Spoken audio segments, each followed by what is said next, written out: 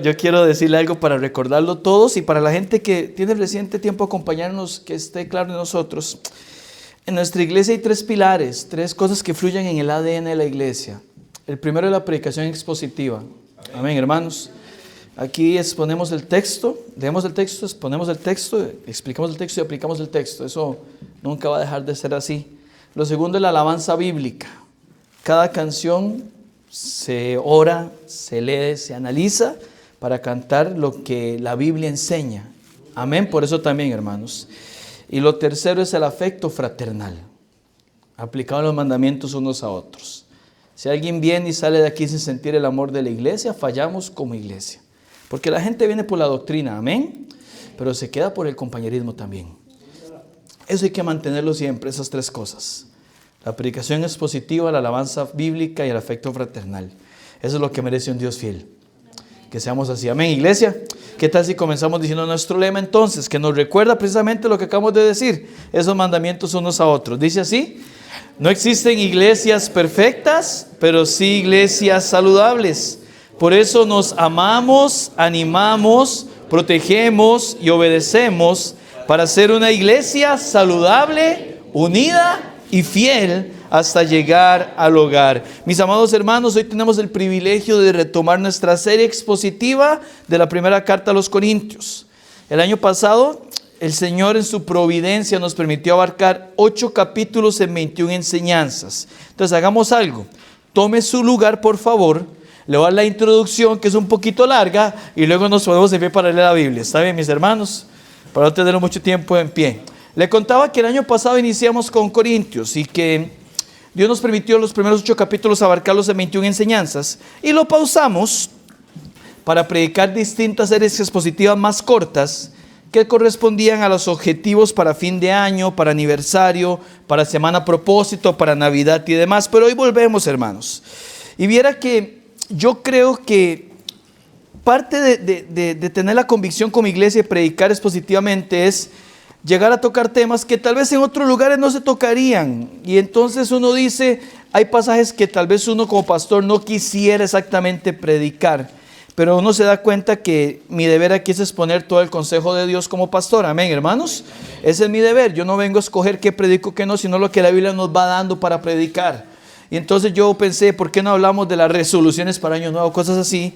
Pero desde allá hace un par de meses tenía la convicción que desde que comenzáramos nuestro primer culto, iniciáramos con seguir viendo el libro de Primera de Corintios. Y por ese motivo, mis amados hermanos, es que hemos retomado Primera de Corintios donde lo dejamos la última vez. ¿Está bien? Ahora, si usted quisiera contexto de Primera de Corintios en nuestras plataformas, en YouTube, en Spotify, usted puede buscar. La serie se llama El Evangelio que Restaura y comienza con la primera. Y la primera tiene toda la explicación del contexto histórico y cultural de Corintios. Pero como vamos a ver hoy 15 versículos, yo escribí un poquito de ese contexto y cuando terminé la enseñanza dije, no, tengo que quitar esta parte por el tiempo, no nos iba a alcanzar. De hecho, creo que igual no nos va a alcanzar en 45 minutos, pero vamos a aprovechar el tiempo porque los días son malos, amén, hermanos, y vamos a ver lo que el Señor tiene para nosotros, porque no podemos tampoco cortar una porción, una estructura literaria. Así que comenzamos aquí, hermanos. Voy a decirles nada más esto de contexto. Corintios es una iglesia fundada por el apóstol Pablo en su segundo viaje misionero, donde estuvo 18 meses, año y medio, y luego Pablo se va. Yo creo que hay que bajarle un poquito el micrófono, está un poco fuerte, yo lo tengo también un poquito fuerte, como con mucho feedback. O sea, los agradezco mucho si le bajan un poquitito para estar, si le bajamos, ahí listo, ahora sí, ahora que amarren al sonidista, por favor, que no toque nada más, estamos bien así, está bien, gracias. Entonces Pablo llega y lo deja en el segundo viaje misionero. Pablo se va y después comienza su tercer viaje misionero donde llega a Éfeso. En Éfeso él dura 3 años. Y en su tercer viaje misionero, máximo unos 5 años después, escribe la carta a los Corintios. O sea, no había pasado mucho tiempo, pero lamentablemente Corinto había desatendido el evangelio y ahora naufragaba entre las opiniones de distintas personas, hermanos. Y es que la inmadurez, el orgullo, la desunión, con tremendas muestras de impiedad, tenían a la iglesia enferma. Y al parecer por la redacción la mayoría de temas fueron preguntas que Corintios le hizo a Pablo para que Pablo le respondieran. Y es aquí donde yo veo provechoso que podamos como iglesia continuar estudiando esta carta para iniciar el año, mis hermanos. Porque cada tema que el Espíritu Santo puso en esta carta, porque nosotros creemos en la inspiración plenaria del Espíritu Santo en la Escritura. Amén, hermanos. Todo está inspirado por el Espíritu Santo en la Escritura. Amén, iglesia. Fue inspirado. Y si fue inspirado es porque si lo aplicamos, será para gloria de Dios y para nuestro bien. Y este pasaje de hoy está en medio de una sección más grande, que son los capítulos 8, 9 y 10, con un tema central que Pablo está tocando que se llama la libertad en Cristo. La enseñanza viene del capítulo 8 y la enseñanza es la siguiente: tu libertad no te da derecho a dañar la obra de Dios. Tu libertad no te da derecho para dañar la obra que el Señor viene haciendo. Ese es el tema grande de estos 3 capítulos. Tu libertad es para mostrar amor, cuidado por tu hermano. Otra vez, la enseñanza grande en la que se enmarca la enseñanza de hoy, la más grande del 8 al 10 es: tu libertad no te da derecho a dañar la obra que el Señor viene haciendo. Por eso que en el capítulo 8 le dice: no podés dañar a los hermanos porque estén comiendo algo o comerlo sin ver que le pueda afectar. Es lo que Pablo viene tratando, ¿verdad? Si por tu conocimiento se pierde el hermano de él porque en Cristo murió, estás pecando, es lo que le dice Pablo. Y entonces, en este caso, para arrancar el capítulo 9, en los primeros 14 versículos, Pablo nos habla del sostenimiento de los siervos de Dios. Por eso le decía que no es tan popular para mí predicar esto, pero cuando estoy convencido de predicar lo que Dios enseña, estoy tranquilo, agradecido con Dios por poder hacerlo. Porque en los primeros 14 versículos del capítulo 9, el tema central es la siguiente: tu libertad es para el sostenimiento de los siervos de Dios. Tu libertad es para el sostenimiento de los siervos de Dios. Y yo quisiera contarles una anécdota sobre esto. Hace muchos años, unos 20 años atrás, cuando yo comencé a ser joven, ¿verdad? Yo recuerdo, comencé a ser joven, seguimos siéndolo, ¿verdad?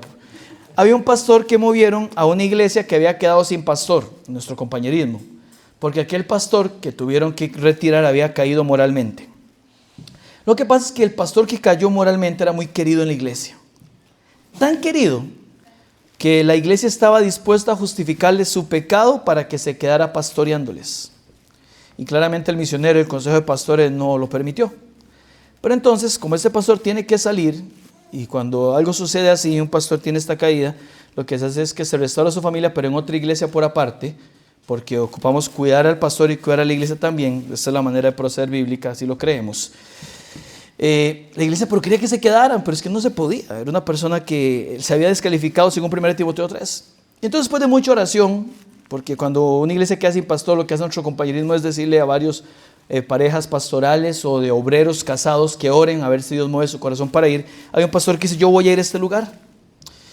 Y cuando él va a iniciar esta nueva iglesia, el comienzo no fue fácil, porque durante las primeras 5 semanas este pastor no recibió salario.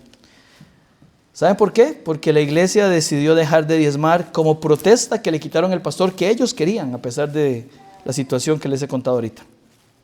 Y lo recuerdo porque en nuestra iglesia pidieron oración y claramente el apoyo del compañerismo estuvo para este pastor, que pasaron varias semanas sin recibir ningún tipo de remuneración para él y su familia.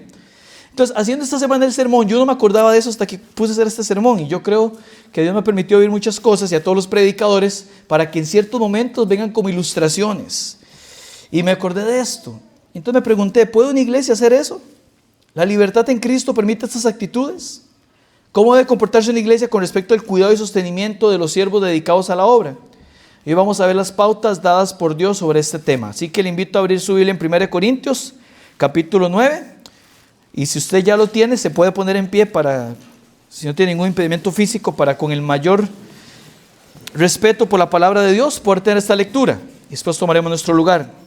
En esta mañana, iglesia, estudiaremos 3 realidades sobre el siervo de Dios que te harán ser intencional con el cuidado de quienes se dedican a la obra del evangelio. Dice 1 Corintios capítulo 9: no soy libre, no soy apóstol, no he visto a Jesús el Señor nuestro, no sois vosotros mi obra en el Señor. Si para otros no soy apóstol, para vosotros ciertamente lo soy, porque el sello de mi apostolado sois vosotros en el Señor. Contra los que me acusan, esta es mi defensa. ¿Acaso no tenemos derecho de comer y beber? ¿No tenemos derecho de traer con nosotros una hermana por mujer, como también los otros apóstoles y los hermanos del Señor y Cefas? ¿O solo yo y Bernabé no tenemos derecho de no trabajar? ¿Quién fue jamás soldado a sus propias expensas? ¿Quién planta viña y no come de su fruto? ¿O quién apacienta el rebaño y no toma de la leche del rebaño? Digo esto solo como hombre, ¿no dice esto también la ley? Porque en la ley de Moisés está escrito: no pondrás bozal al buey que trilla, ¿Tiene Dios cuidado de los bueyes o lo dice enteramente por nosotros? Pues por nosotros escribió, porque con esperanza debe arar el que ara y el que trilla, con esperanza de recibir el fruto. Si nosotros sembramos entre vosotros lo espiritual, es gran cosa si segáramos vosotros lo material. Si otros participan de este derecho sobre vosotros, ¿cuánto más nosotros? Pero no hemos usado de este derecho, sino que lo soportamos todo, por no poner ningún obstáculo en el evangelio de Cristo. ¿No sabéis que los que trabajan en las cosas sagradas comen del templo y que los que sirven al altar del altar participan? Así también ordenó el Señor que los que anuncian el evangelio, que vivan del evangelio. Señor, pido que puedas cuidar nuestro corazón, el mío para exponer tu palabra fielmente, Señor, el de mis hermanos y amigos que están aquí para escucharlo, Señor, y poder aplicarlo correctamente a sus vidas. Elimina cualquier, Señor, deseo, sentimiento de orgullo, Señor, que se oponga a su palabra, que sea verdad. Y dame entendimiento para poder compartir con los hermanos lo que creo usted me ha dado para ellos. Te alabamos, Dios, por reunirnos en esta mañana aquí. En tu nombre oramos. Por Jesús. Amén.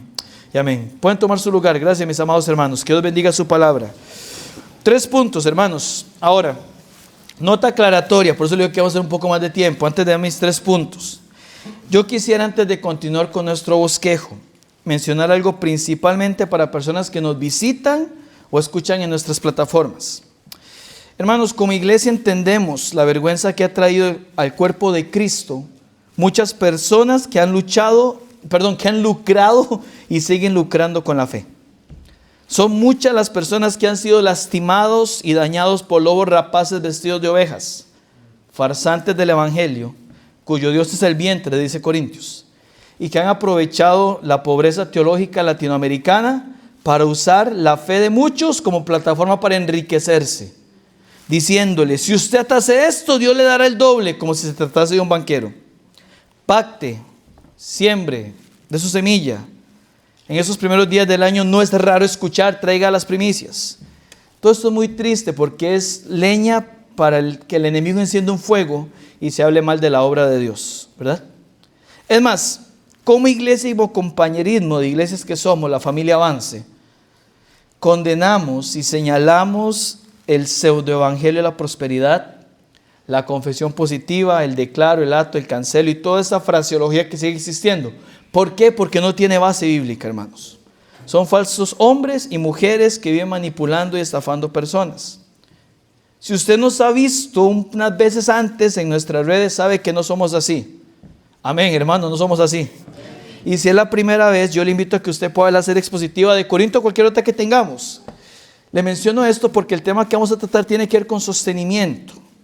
Y yo no quisiera que alguien que nos visita o que nos está viendo, que llega a ver esto, malinterprete lo que vamos a explicar. Otra vez, el motivo para tocar ese tema esta mañana es precisamente nuestra convicción de predicar de manera expositiva continua el evangelio. Nos toca seguir con el capítulo 9 de 1 Corintios, así que por favor, cuando escuche hoy la expresión siervos de Dios, piense en nuestros obreros, piense en su servidor, piense en otros pastores de nuestro compañerismo o en pastores fieles y bíblicos que usted conoce o ya ha escuchado. Piense en el misionero, personas que viven para compartir el evangelio. Nunca, cuando digo ahorita siervos de Dios, tendrá relación con farsantes ni estafadores del evangelio. Ahora, miembros y visitas de la IBB. Termino con esto, que decía un pastor en esta nota aclaratoria, no el mensaje, ¿se imagina? Decía un pastor en una enseñanza: que existe una verdad que haya sido tergiversada no anula dicha verdad. Lo que hay que hacer es exponer correctamente dicha verdad. Amén, hermanos. Y eso veremos hoy. ¿Qué enseña el Señor sobre el sostener sus siervos? Ahora sí, dicho esto, estamos juntos, estamos conmigo. Amén, hermanos. Vamos, número 1, el credencial del siervo de Dios. Punto número 1, el credencial del siervo de Dios.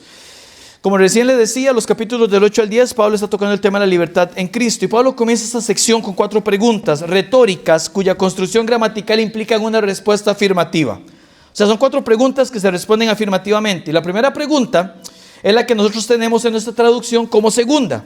Pablo lo primero que dice es: ¿no soy libre? Claro que sí.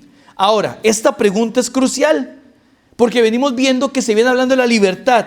Los corintios le daban mucha importancia a la libertad en Cristo, pero la habían malinterpretado y entendían la libertad como el derecho de hacer lo que quisieran. No importa quién o quiénes fueran damnificados. Gente que decía, yo soy libre, hago lo que quiera. Ellos lo habían malentendido. Pablo dice, ¿acaso yo no soy libre? La respuesta está afirmativa implícita. O sea, yo no tengo menos libertad que ustedes. Y sin embargo, estoy cumpliendo mi ministerio.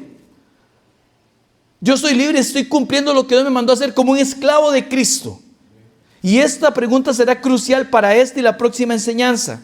Lo siguiente que les dice, no soy apóstol. Como hemos visto, había corintios que cuestionaban el apostolado de Pablo. Algunos decían, no, yo no soy de Pablo, yo soy de Cefas, yo soy de Apolo, yo soy de Cristo. Y él les da la marca de su apostolado. Él les dice aquí la siguiente, yo no he visto a Jesús el Señor nuestro. Esa es la marca de su apostolado. Él dice, yo he visto al Señor. Y hermano, uno de los requisitos para un apóstol tenía que haber sido ser testigo ocular de Cristo resucitado y haber sido encomendado por el mismo Señor. Pablo cumplía con ambos requisitos. Había Cristo resucitado y había sido encomendado por el Señor. Y tal vez la más importante de todas es la siguiente pregunta. Porque aquí viene la credencial de un siervo de Dios. Él pregunta, ¿no sois vosotros, corintios, mi obra con el Señor? Ese es el credencial de un siervo de Dios, su obra en el Señor. Ellos no podían negar que era la obra del Señor lo que había sido hecho en ellos. Versículo 2. Pablo enseña que la marca clara es su llamado a la iglesia de Corintio. Si para otros no soy apóstol, para vosotros ciertamente lo soy, porque el sello de mi apostolado sois vosotros en el Señor. Le dice, ustedes son la marca de que yo soy verdaderamente lo que digo ser, un apóstol del Señor. Esta es mi credencial como siervo de Dios.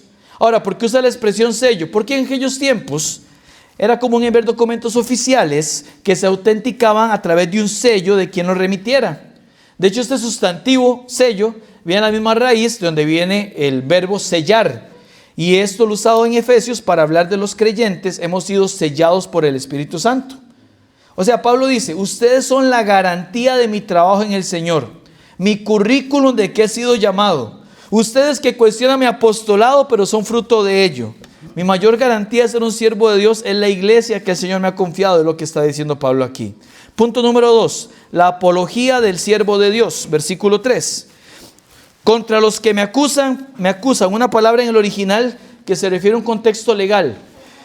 Como cuando en la corte, en aquellos tiempos, alguien examinaba las pruebas que se presentaban para defenderse.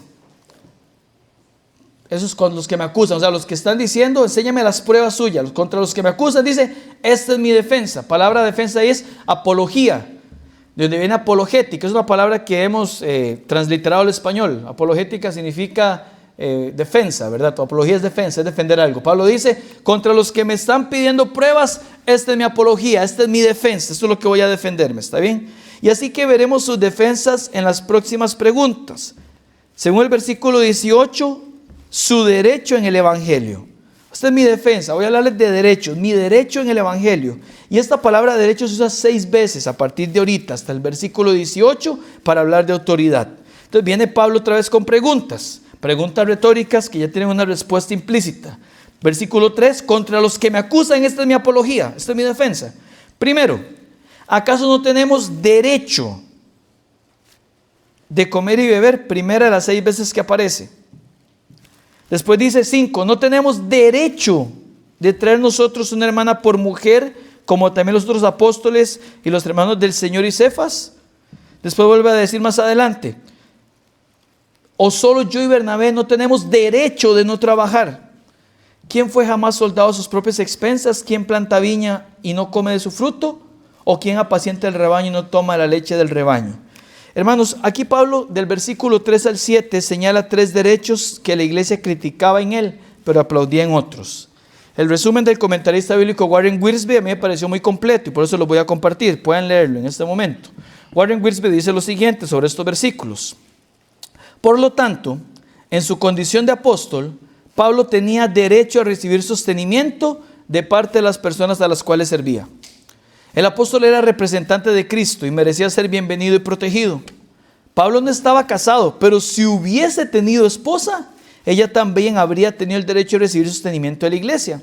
Pedro era casado, según Marcos 1:30, y su esposa viajaba con él.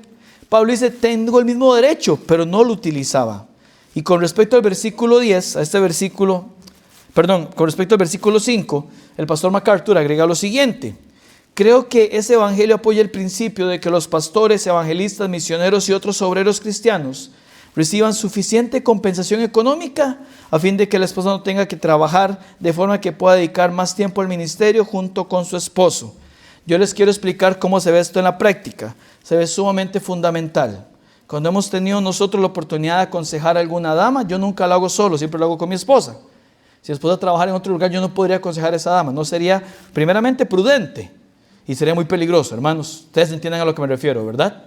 Para manejar temas de damas, mi esposa es la que se encarga del ministerio de mujeres. Y cuando tiene consejerías, hay cosas que las mujeres, yo como hombre, aunque les amo en el Señor y les pastoreo, no logro entender. Hay cosas que solo las mujeres entienden. Amén, hermanos. Amén. Hermanas, hay cosas que solo ustedes entienden. Amén, hermanas. Amén. Hay cosas que los hombres solo entendemos. Amén, hermanos. Amén. Claro, nosotros sabemos de cosas, ¿verdad? A mí siempre me dicen, ¿cómo es que en la reunión de hombres nunca hay manteles, decoración ni nada?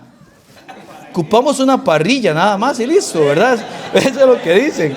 Ve, cosas así nos referimos. No, hermanos, Pablo lo que está diciendo aquí es una cosa. La hermana, la esposa es importante y es parte del sostenimiento que la iglesia también da a los siervos. El tema es el siguiente: a Pablo lo criticaban porque no tenía esposa.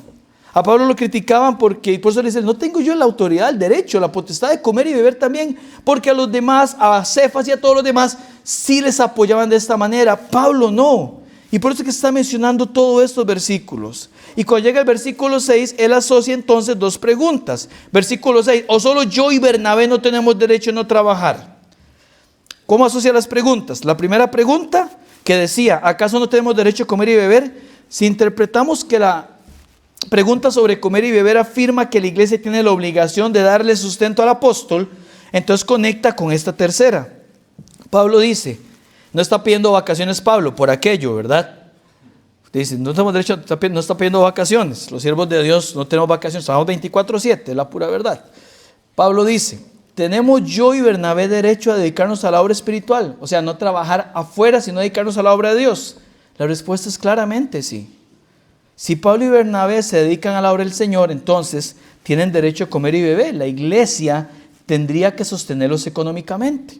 Pastor, ¿y cómo encaja con la segunda pregunta? Lo de la mujer, lo de la esposa.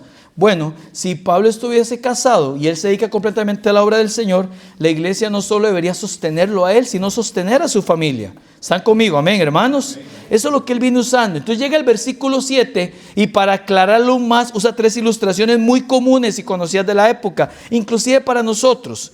Primero pregunta, ¿qué soldado va a la guerra y paga sus propios gastos? ¿Cuál es la respuesta implícita? Ninguno. Segundo, ¿quién siembra sin recoger fruto? Ninguno. ¿Quién apacienta las ovejas, saca toda la leche y no toma un poco de leche? Nadie. La respuesta de las tres es la misma. Ahora, ¿por qué Pablo dice todo esto? Porque los demás apóstoles sí recibían este apoyo, pero él no. ¿Por qué? Según vemos en el versículo 15, Pablo dice, yo preferí renunciar a eso. Entonces no era por él. Ahora, él no decidió renunciar al sostenimiento, porque sabemos que la iglesia en Antioquía le sostuvo en el primer viaje misionero en adelante. Cuando vamos a la carta a Filipenses, entendemos que las iglesias en Macedonia le apoyaron también. Pero Pablo decidió no recibir de Corinto. Él sabía algo a lo mejor. Y él decide reprenderlos, no pensando en él. Él les va a decir más adelante, y lo veremos en la próxima enseñanza, no tiene que ver conmigo. Estoy enseñando esto pensando en la iglesia, en los siervos del Señor, no en mí. Claramente en Corinto habían pastores, habían siervos de Dios. Él está pensando en él, dice, pues estoy pensando en los demás siervos de Dios. Por eso en el versículo 15 le dice, yo de nada de esto me he aprovechado. No quiero que hablen de mí por esto. Pero ustedes tienen una obligación, ustedes tienen algo que hacer. Ustedes tienen algo que Dios ha dejado y que no están cumpliendo. O sea, Dios usa a Pablo, hermanos, para dejar un instructivo de cómo la iglesia en Corinto y las demás iglesias del Señor neotestamentarias, hasta el día en que el Señor venga y nos lleve a su presencia, deben entender su compromiso con los siervos de Dios. Así que Él ya usó sus credenciales. Ustedes son el ejemplo de que yo realmente soy un siervo de Dios. Y segundo, ya usó una apología con argumentos prácticos. Así me defiendo yo. Ahora va a ir al tercer punto. Número 3, el respaldo divino a la labor del siervo de Dios. 1, la credencial del siervo de Dios. 2, la apología del siervo de Dios. Y 3, el respaldo divino a la labor del siervo de Dios. A este punto alguien podría preguntar, pero este es judío, ¿qué dice su ley? Versículo 8. Dice Pablo, porque en ese momento a lo mejor leyendo la carta hay gente que ya cuestionaba. ¿Digo esto solo como hombre? Ahora entendemos lo siguiente nosotros. Corinto no lo entendía, yo creo que nuestra iglesia sí, y las iglesias del Señor. Toda la escritura es inspirada por Dios, hermanos. Lo que está aquí escrito está escrito por Pablo, pero está inspirado por el Espíritu Santo. No hay nada que no venga de parte de Dios. Pero Pablo les dice, ¿digo esto solo como hombre? ¿No dice esto también la ley? Y otra vez, aunque sabemos que todo lo que está escrito en la escritura es inspirado por Dios, Pablo sabía que una iglesia inmadura y enferma, compuesta por creyentes inmaduros y enfermos espiritualmente, siempre buscarán una excusa. Así que él ya les ha hablado que tiene credenciales, currículo, digámoslo así, que son ellos mismos. Ya les ha dicho ejemplos prácticos. Y ahora dice, voy con el respaldo divino a la labor del siervo de Dios. Y va a mostrarles 3 argumentos bíblicos para sostener a los siervos. Primer argumento es la ley, versículos 9 y 10. Porque en la ley de Moisés está escrito, no pondrás bozal al buey que trilla. ¿Tiene Dios cuidado de los bueyes o lo dice enteramente por nosotros? Usa una ilustración tal vez un poco familiar para nosotros. Dice, no pondrás bozal al buey que trilla. Un comentarista bíblico explica lo siguiente. El agricultor israelita desparramaba el grano sobre su suelo duro, liso y parejo. Se arrastraba sobre el grano una tabla llana, haciéndola más pesada, poniéndole piedras o pidiéndole a alguien que se parara sobre ella. La tabla era arrastrada por un par de bueyes o caballos que iban en círculos alrededor de un poste. A veces el agricultor haría que los bueyes o caballos pisasen el grano. Al buey se le dejaba comer todo el grano que quisiese mientras tiraba del tablón. Vea lo que decía. Si un judío le ponía a bozar al buey, corría el riesgo de ser disciplinado en la sinagoga. ¿Qué es esto? Comenzaban en círculos los bueyes a majar, a arrastrar esta tabla para que se fuera haciendo el grano. Y si los bueyes querían comer, déjelo comer porque está trabajando, es lo que quiere decir. Si está trabajando, que coma, para que pueda seguir haciendo su labor. Eso es lo que le está diciendo ahí. Por eso en el versículo 10, Pablo dice, ¿Dios escribió esto por los bueyes o lo escribió por nosotros? Pablo hace una pregunta con una respuesta enfáticamente afirmativa. Sí, Dios quiere que los bueyes puedan comer mientras trabajan, pero cuando mandó eso en la ley, la respuesta es, pues por nosotros se escribió. Porque con esperanza debe arar el que ara y el que trilla con esperanza de recibir del fruto. O sea, Dios quiere, claro, que los bueyes puedan comer mientras trabajan, pero cuando mandó eso en la ley, estaba pensando en proveer una ilustración para mostrar que cuando un siervo de Dios está trabajando, Dios instruye a la iglesia que cuida y provee sustento a ese obrero de la mies. Es lo que Dios está pidiendo. Versículo 11. Si nosotros sembramos entre vosotros lo espiritual, ¿es gran cosa si segáramos de vosotros lo material? Otra vez el pastor MacArthur dice, Pablo tenía todo el derecho de aplicar ese principio a su propia vida. Si los hombres que trabajan para los hombres deben ser pagados por su trabajo, no hay duda de que los que trabajan para el Señor deben ser compensados por su labor. Amén, iglesia. Si nosotros sembramos entre vosotros lo espiritual, es gran cosa si segáramos vosotros lo material. La única diferencia en la aplicación del principio es que los que sirven al Señor reciben la compensación material por su trabajo espiritual. El Señor provee sus propias recompensas espirituales, pero su pueblo tiene que proveer la recompensa material y proveerlo generosamente como si fuera para Él mismo, para el Señor. Pablo invita a que sean tenidos por dignos de doble honor, según 1 Timoteo 5:17. Eso es lo que está diciendo. Versículo 12. Si otros participan de este derecho sobre vosotros, ¿cuánto más nosotros? Aquí Pablo dice, pero no hemos usado este derecho, sino que lo soportamos todos por no poner ningún obstáculo al evangelio de Cristo. Pablo lo usa para decir que si otros apóstoles eran sostenidos, ellos tenían derecho. Y aquí lo refuerza lo que le dije hace un tiempo. No lo escribo por mí, dice Pablo, pero sí para dejar un instructivo. Segundo argumento, entonces, aquí, de los tres del respaldo de la labor divina. El primero era la ley. Segundo argumento es la naturaleza del trabajo. Versículo 13. ¿No sabéis que los que trabajan en las cosas sagradas comen del templo y que los que sirven al altar del altar participan? La razón que Pablo da para ser sostenido por las iglesias a las que sirve es que había sido la pauta universal desde la fundación del sacerdocio en Israel. Los sacerdotes, los que trabajan en las cosas sagradas, y por eso lo menciono de esa manera, eran sostenidos por los diezmos de las cosechas y de los animales, así como también por los sacrificios de las personas a las que ellos ministraban en el templo. Y antes de eso en el tabernáculo. Número 18 explica todo esto.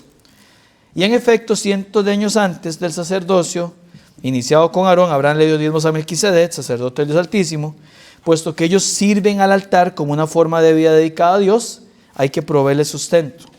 Y el tercer argumento, el mandato del Señor. Versículo número 14. Así también ordenó el Señor que los que anuncian el Evangelio, que vivan del Evangelio. Pablo tenía el derecho a solicitar que lo apoyaran porque el Señor había respaldado ese principio. Tanto la ley de Dios como el Hijo de Dios entonces enseñan que sus profetas, maestros y ministros deben ser pagados por su dedicación a la obra del Señor. La enseñanza del Nuevo Testamento reitera el Antiguo Testamento. Tal vez Pablo, cuando dice así también ordenó el Señor, podría estar pensando en Lucas 17, que fue lo que le dijo a los 70, cuando le dice digno es el obrero su salario. O una enseñanza del Señor que no tenemos registrada por escrito, o algo que le dio. Sea como sea, el Señor fue el que enseñó esta verdad personalmente y el Espíritu Santo la puso otra vez a través de Pablo. Entonces son tres argumentos usados por Pablo para mostrar el respaldo divino. O sea, en la ley, en la naturaleza de las funciones que Dios estableció y en las mismas palabras del Señor hay un mandato para respaldar la labor divina. Bueno, hermanos, esos son los 15 versículos que teníamos, los 14 versículos que teníamos para hoy. La pregunta es, ¿qué aprendemos nosotros? Y yo quisiera comenzar nuestra aplicación diciéndoles esto. Yo estoy agradecido con Dios por tener una iglesia que durante 4 años de ministerio ha provisto para sostenerme a mí y a mi familia. Gracias, iglesia. Nosotros cuando aceptamos el llamado de Dios para servirle, no lo hicimos con ningún tipo de garantías, pero sí con una fuerte convicción, y es esta. Dios nos iba a sostener en todos los aspectos. Dios sostiene a sus siervos en todos los aspectos. Y Dios los ha usado muchos de ustedes para ello. Algunos han ido más allá y con mucha generosidad nos han provisto inclusive ofrendas de amor en momentos que solo Dios sabía que las necesitábamos. Así que predicar este texto bajo una convicción de iglesia, de sostenimiento de los siervos de Dios, es un agradecimiento grande a Dios. Y yo quería darle 2 ejemplos, y le uso los míos porque son los que conozco, con mi iglesia que es la que conozco. 2 ejemplos de esto. Una vez una hermana nos envió comida a la casa. Ese día había sido un día muy extenuante de trabajo, ya era tarde, y recién llegábamos y en serio no sabíamos qué comer, ¿verdad? Y una hermana me mandó un mensaje que decía, pastor, en 10 minutos le llegan a dejar algo. Y era que su muestra de generosidad fue de bendición para nosotros. Dios sabía que ocupábamos eso en ese momento. Segundo, por distintas razones nos teníamos que mover de casa, y Dios proveyó la mudanza. Pero algunas cosas de las que teníamos no nos cabían al lugar donde íbamos. Nos acabamos de cambiar de casa por si nos quieren visitar, está bien, para que sepan. Como no cabían porque la casa era más pequeña, hubo que vender varias cosas. Y había que comprarlas para reponerlas, ¿verdad? Y con lo que vendimos y lo que teníamos, estamos viendo cómo compensaba el asunto. Y faltaba algo, ¿verdad? Para el comedor y que entraba y los sofás que entraban en ese lugar y que le gustó a doña Steph claramente, ¿verdad? Y estábamos mi esposo y yo conversando del tema y ¡pum! Nos llegó una transferencia al móvil, ¿verdad? Y un hermano nos había hecho una ofrenda de amor sin saber lo que cubría exactamente lo que faltaba. Qué bueno es Dios, hermanos. Dios es bueno, amén. Y yo podría contarles muchas más, tal vez. Pero lo que le quiero decir es que Dios ha sido bueno en darnos una iglesia que se encarga de sostenernos. Le pongo una más. Mi pastor en la Aurora, un diciembre, los hermanos decidieron de sorpresa prepararle un diario. Hermano, regalémosle al pastor un diario, un comestible, un mercado, ¿verdad? Y compraron muchos abarrotes y muchas cosas. 2 mesas de esas que las que tenemos quedaron llenas, ¿verdad? De todo. Y gracias al Señor, fue una bendición. Era una sorpresa para él. Eso fue en diciembre. Ese diciembre el hijo de Mi pastor fue a Brasil, había ahorrado todo un año para ir a Brasil a conocer a una joven de otra iglesia bautista allá, y cuando él llega allá le diagnostican cáncer terminal. Y entonces el pastor y su esposa, apoyados por el compañerismo, ¿verdad? Se van a Brasil a despedir a su hijo, digamos. No, era ya un cáncer terminal muy avanzado, él estaba en un hospital. Y él estuvo allá un par de meses, el tiempo que pasó, luego el tiempo para tratar de traer el cuerpo y demás. Y en esos 2 meses, sus otros 2 hijos que quedaron aquí en Costa Rica, tuvieron de sustento aquel comestible que la iglesia había preparado sin saber lo que Dios tenía en mente. Dios tiene cuidado de todo, hermanos. ¿Qué te quiero decir? Que Dios siempre provee para sus siervos a través de miembros que entienden la responsabilidad con los siervos de Dios. Y yo presento esta enseñanza, le decía con mucha gratitud.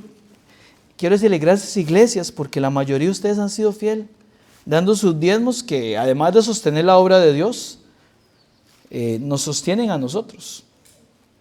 Usted sabe que en nuestra iglesia el diezmo no es para el pastor, es el presupuesto de la iglesia, y dentro de ese presupuesto hay como una tercera parte, un poco menos, una cuarta parte que se destina a nuestro sostenimiento. Pero gracias por no quedarse ahí, gracias por ir un paso más allá. Gracias porque a través de sus diezmos ofrendas también podemos sostener a nuestros obreros.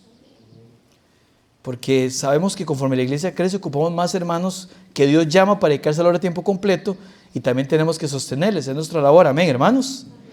Gracias también por cada regalito que nuestros hijos les dan en Navidad, en serio, ellos valoran mucho eso. Gracias por las comidas que nos envían o cuando nos invitan, gracias por el sushi, el chifrijo, la sopa azteca, yo puedo seguir la lasaña, no, son cosas que en algún momento ustedes han sido usados por Dios para bendecirnos. En fin, gracias, hermanos. Gracias por las ofrendas de amor espontáneas que han hecho y que Dios los ha dado para suplir necesidades en momentos que solo Él conocía. Ahora, si alguno que al revisar su corazón sabe que no ha sido el Señor fiel en esto, porque esto es de Él, yo le invito a que le entregue al Señor ese pecado y vea las bendiciones que hay en obedecer a Dios. Es un mandato del Señor, sostener la obra de Dios. ¿Creemos eso? Amén, hermanos. Y el problema de dar nunca es el dar, es un tema más profundo de corazón. Cuando yo estaba preparando esto para hablar en este culto, voy a abrirle mi corazón más de lo que lo hago comúnmente. Cuando yo preparaba este sermón, yo le preguntaba, Señor, ¿cómo nos beneficia este texto para iniciar el año? ¿Por qué en la sabiduría divina nos hace iniciar este 2025 con una enseñanza sobre sostener a los siervos de Dios? Y usted sabe que yo creo tener 2 razones para explicar esto. Y mis 2 razones, después de orar y preguntarles al Señor, creo que fueron las siguientes. Primero, porque nadie se va a preocupar este 2025 por tu familia como lo hace tu propia familia y tu pastor. Hermano, yo entiendo la labor que realizo. Mi labor principal no es estar cada domingo aquí adelante para con ustedes. O sea, no es solamente eso lo que quiero decir. Un pastor, para ser pastor, tiene que oler oveja. Tiene que estar con las personas.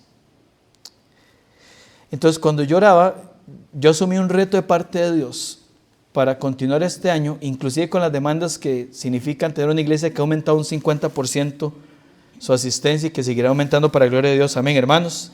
Yo asumo que no existe otra profesión o oficio donde se haya asignado una preocupación constante por las personas colocadas bajo su cargo como la del pastor. Por eso el pastor es un llamado de Dios. En su sano juicio nadie sería pastor. Pastor bíblico, ¿verdad? Pero cuando Dios llama, el llamado de Dios es irrevocable. Y hay que atender ese llamado. Porque un pastor no cuida solo las ovejas que se acercan a él. No. Pasa atento a cómo están.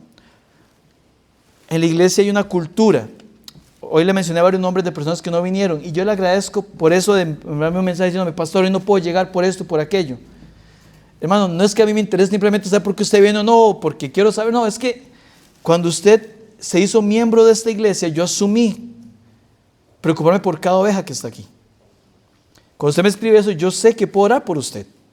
Sé por qué no está aquí. Hay algunos que no están aquí que yo digo, ¿por qué no estarán? Y ahora tal vez en la tarde, espero que vengan a las 5. Y si no enviarles un mensaje, hermano, me hizo falta. Porque hacen falta. Porque sabemos que es la labor que Dios nos ha dado. Entonces, yo creo que nos pone esto para recordar esto. Hay alguien que se va a preocupar por vos y dice, a mí nadie me quiere, es mentira, Dios te ama. Y tenés aquí una iglesia y un pastor que se va a preocupar por vos si Dios te trae como oveja a este rebaño. De eso se trata, hermanos. No solo el que se acerca, no, hay que pasar atento a cómo están. Dios dice en estos versículos, entonces, sostén a mis siervos físicamente, porque ellos son los que te sostienen espiritualmente, anímicamente, emocionalmente.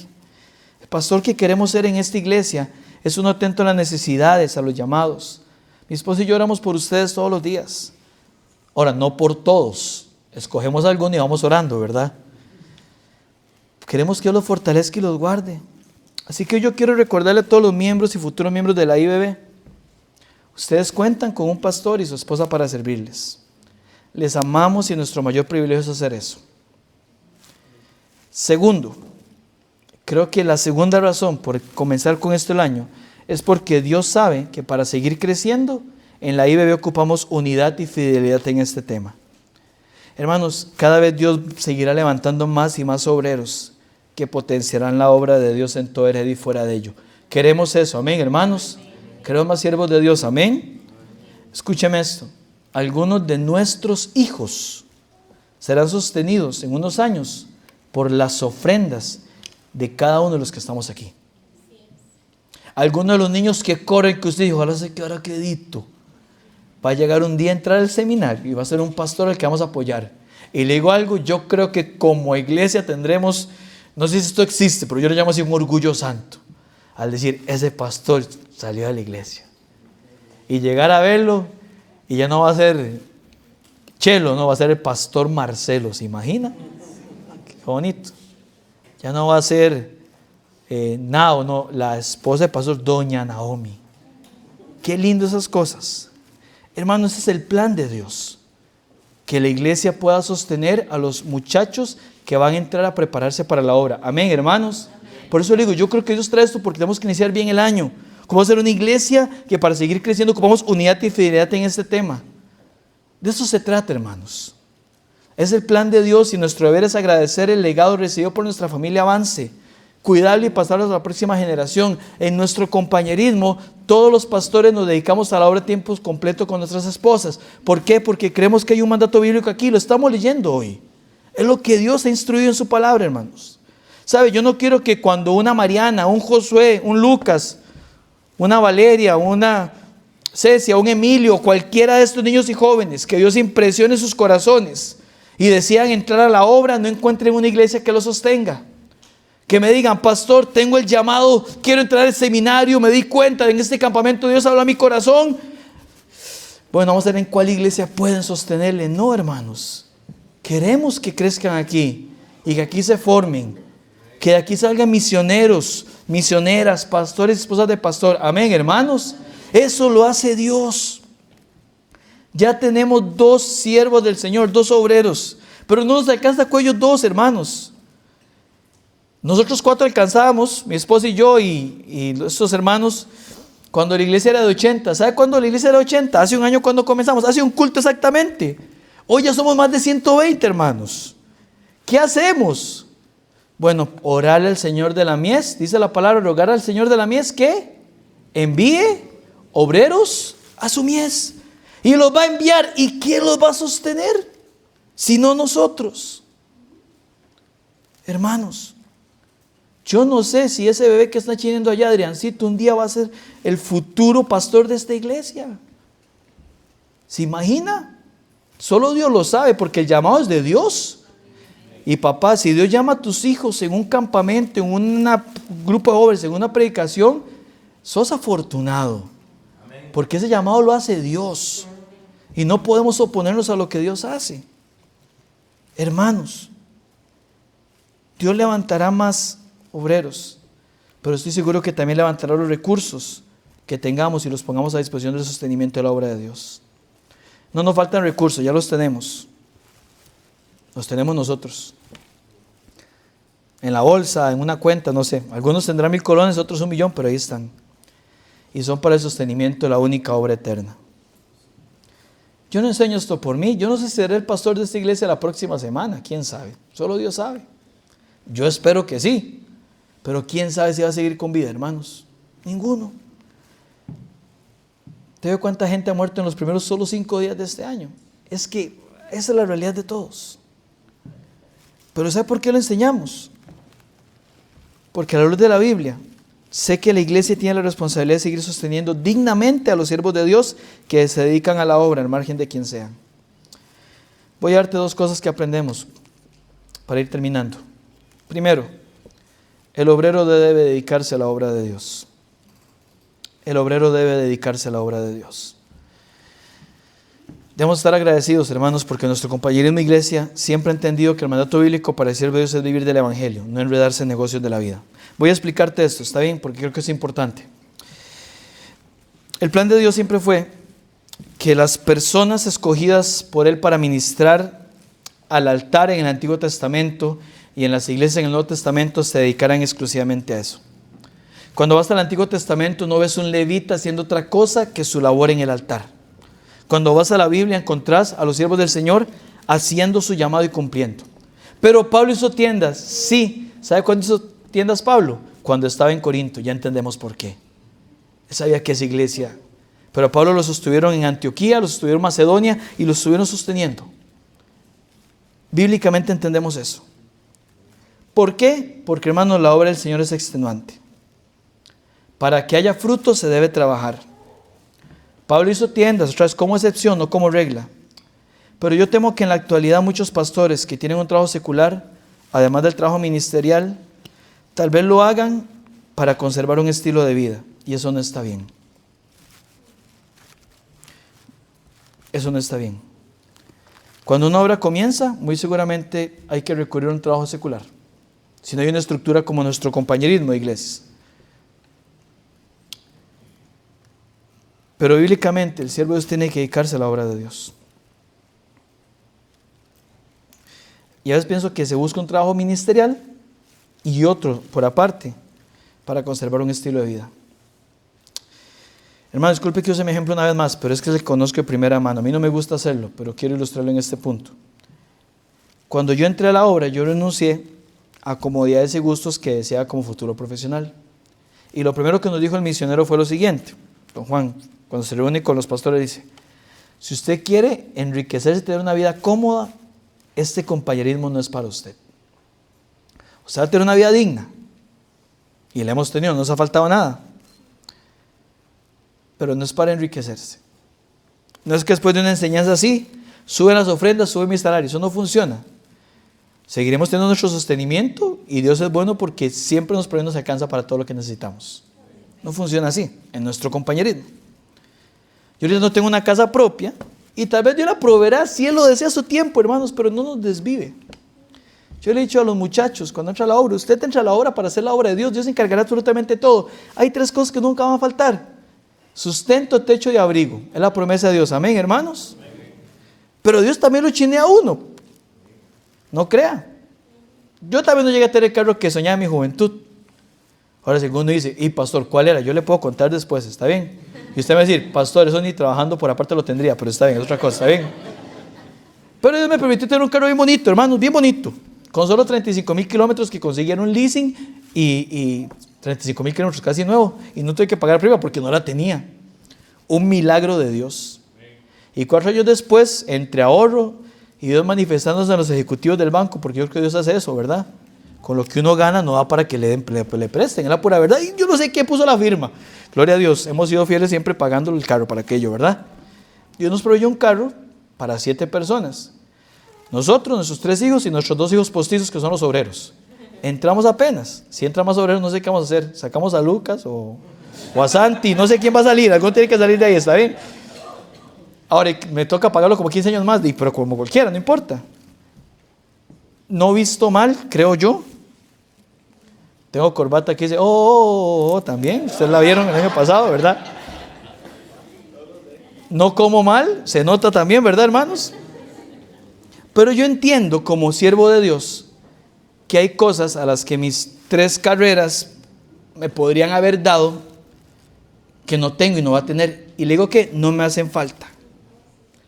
Dedicarme a la obra me ha permitido atender emergencias, ir donde familias desesperadas que necesitan consejerías, atender funerales, servir ad honorem en nuestro seminario para enseñar a las futuras generaciones que vienen. estar para cualquier persona que me necesite la iglesia. Y lo más importante para mí, o de lo más importante, poder sacar el tiempo para preparar un sermón y entrar en oración para que Dios nos guíe. Hay sermones que requieren más de 20 horas, hermanos. Gloria a Dios, por algo Él dijo que el ministerio es a tiempo completo.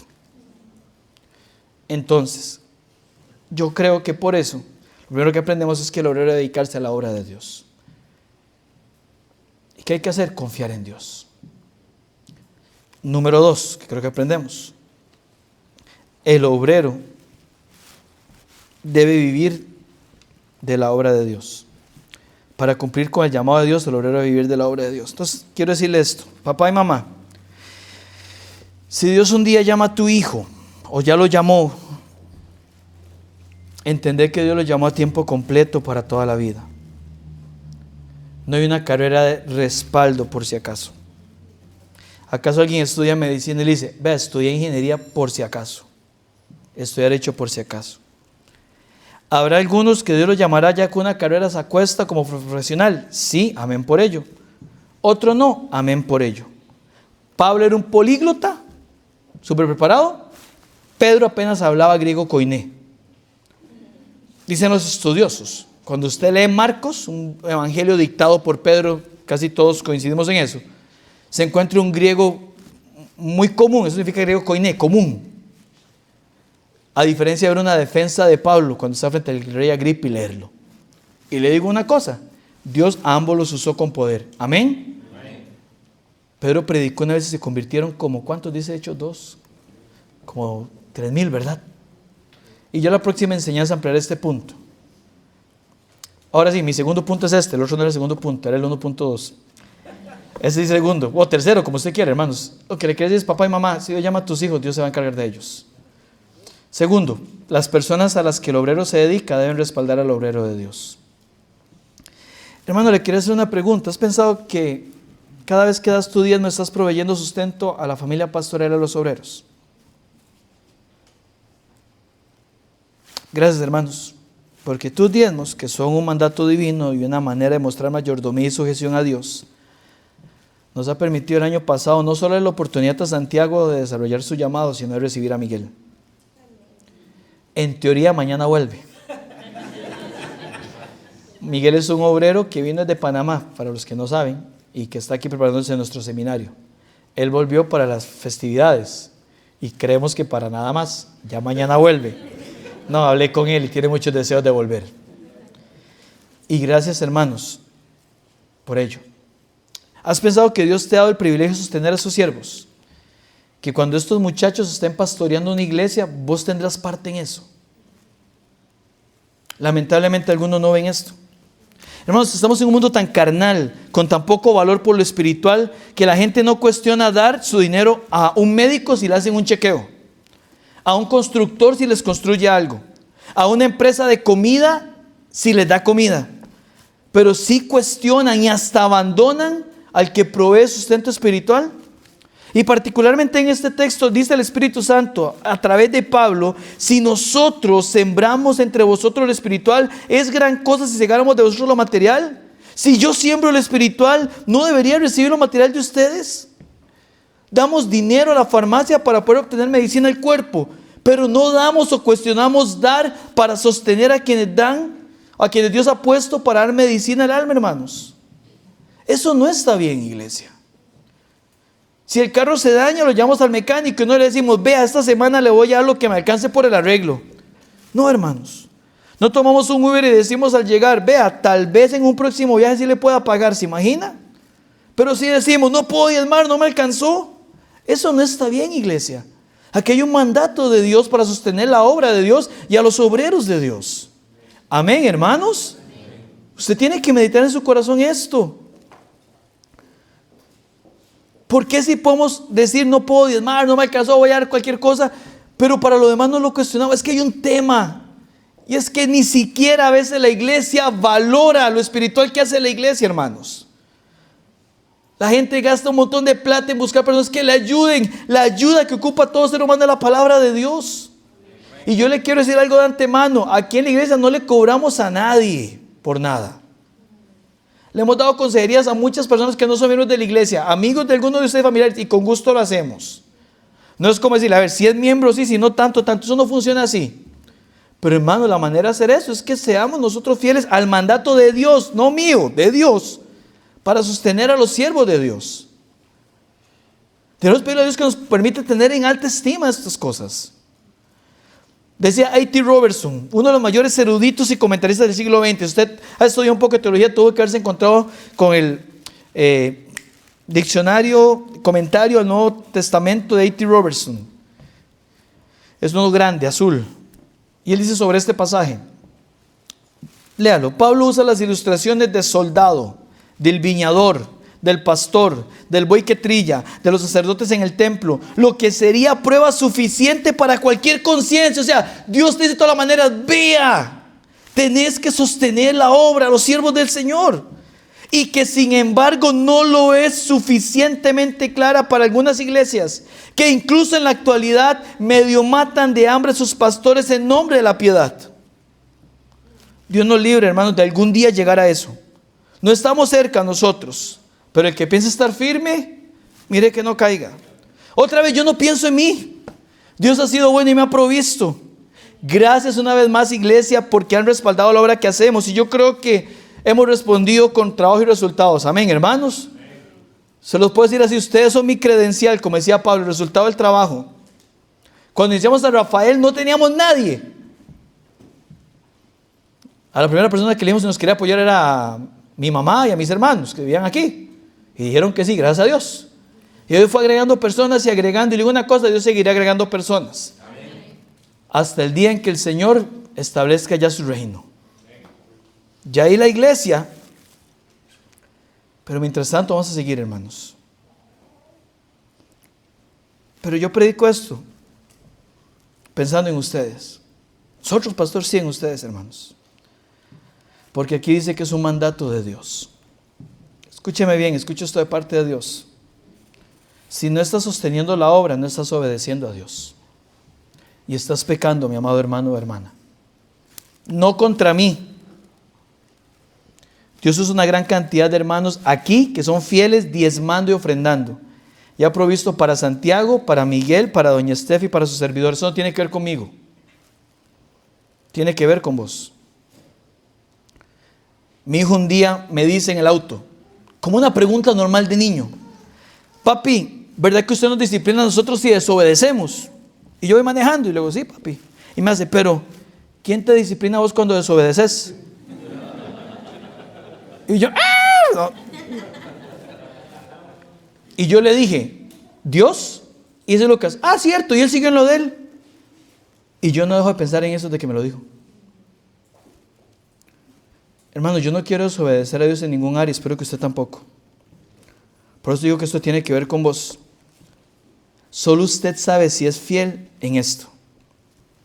Dios ya le enseñó y quiere que iniciemos bien este año. También tiene que ver con los niños y jóvenes que entrarán a la obra de Dios. Muchos de ellos nuestros hijos.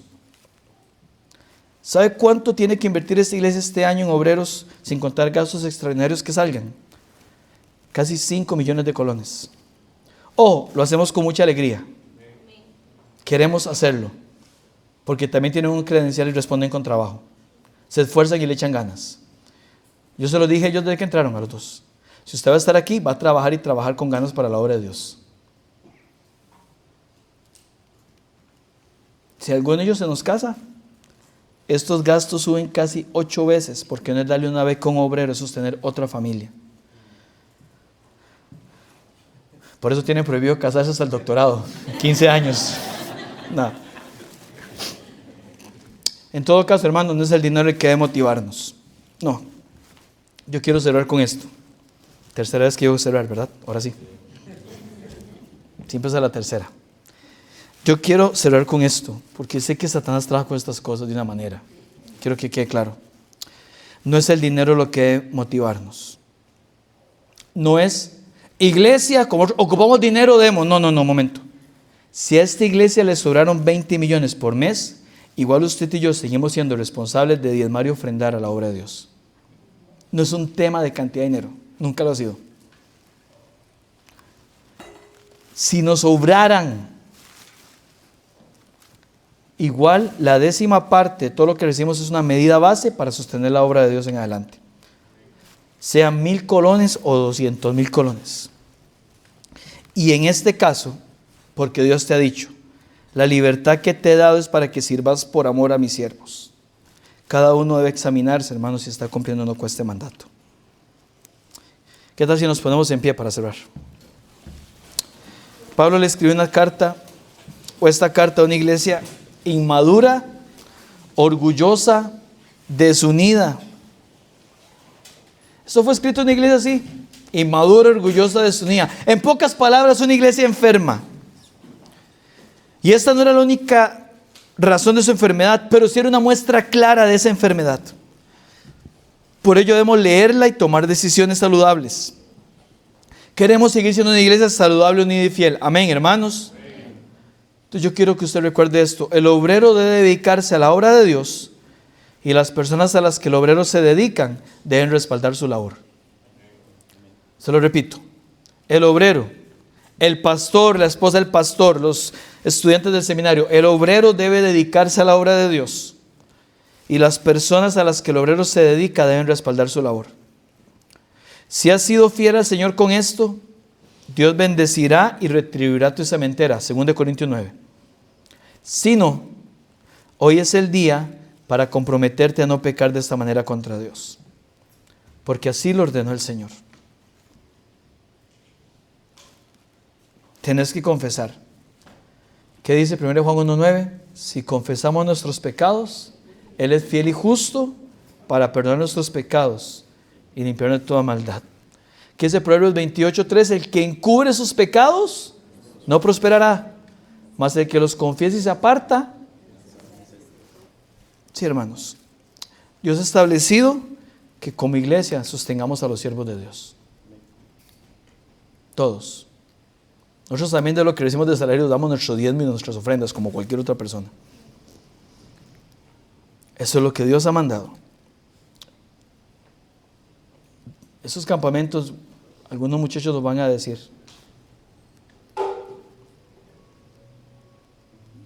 que han sido llamados por Dios. Y vamos a valorar cada llamado de cada uno de ellos. Pastor, tiene 11, 12 años. Yo estoy casado con una mujer que Dios impresionó su corazón para el ministerio de tiempo completo a los 12 años. Vas a Jeremías y dice que él desde antes del vientre tenía un llamado. Soy un niño, no me diga que es un niño. Yo no sé si Dios va a usar ese tiempo. Pero si Dios llamara tal vez ya a un adulto, yo no quiero decirle, vea, espérese, porque la iglesia podría sostenerle si todos fuéramos fieles, cumpliendo el mandato bíblico. Hermanos, tenemos que estar unidos. ¿Saben, mis hermanos? Los inicios de año son buenos para ponerse metas. Pero ponerse metas no basta. Los fieles y los infieles se ponen metas. Todo el mundo dice querer ir fielmente a bajar de peso, pero no muchos son fieles a eso. ¿Sabe cuál es una buena meta para este año? Comenzar cumpliendo con lo que hemos aprendido hoy y tomar acciones que lo lleven a cabo. ¿Cuesta al comienzo? Claro, como cualquier hábito no desarrollado. Pero para esto tenemos el auxilio del Espíritu Santo. Pero yo creo que es una buena meta para este año.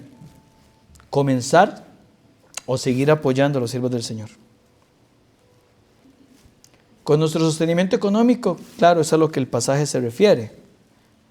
Pero el texto no habla solo de eso y tal vez puede ir un poquito más para que tu oración ahorita sea también esta guía.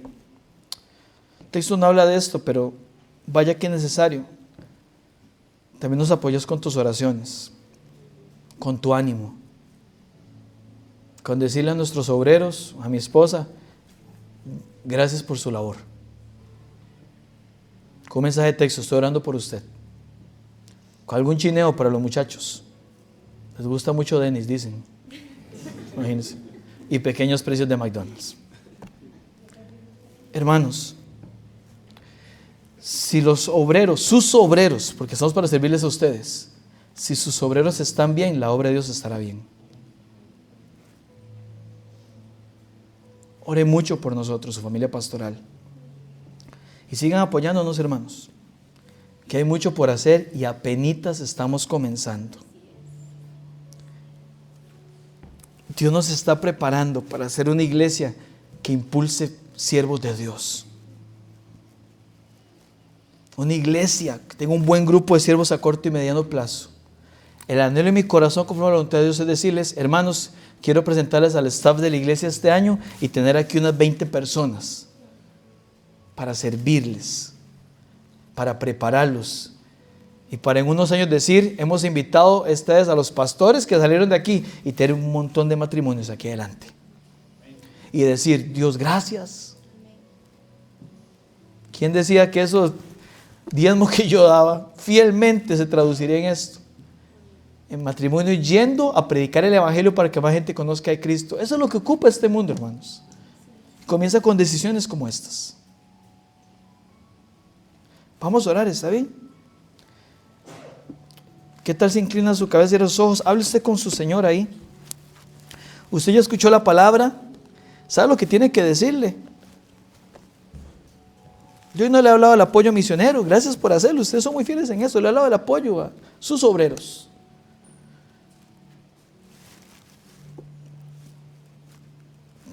Si tienes que confesar, confesá y apartate para alcanzar misericordia.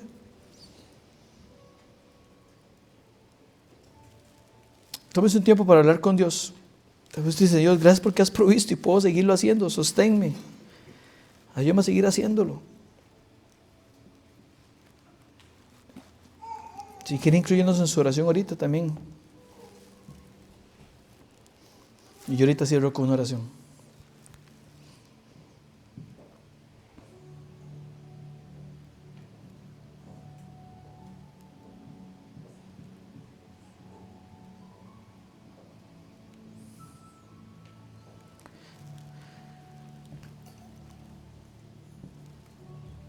Señor, gracias por tu palabra.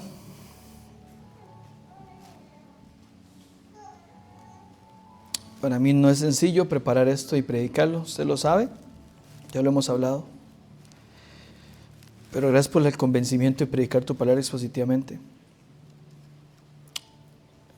Por la convicción de que mis hermanos, al escuchar esto, usted lo va a usar para trabajar en las formas en que usted quiere trabajar con cada uno de los miembros de esta iglesia. Mi oración personal, Dios, es que siga sosteniendo a Santiago, a Miguel, a doña Steph, a este tu siervo, Dios. Que sigas llamando obreros a tu mies en esta iglesia. Usa estas predicaciones, usa el grupo de jóvenes, usa los campamentos, usa lo que tengas que usar, Dios,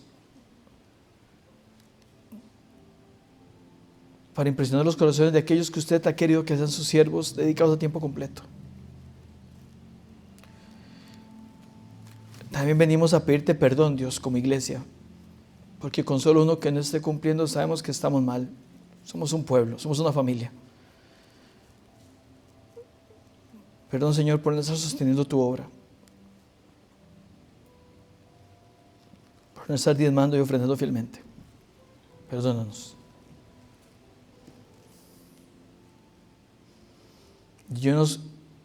Cada uno,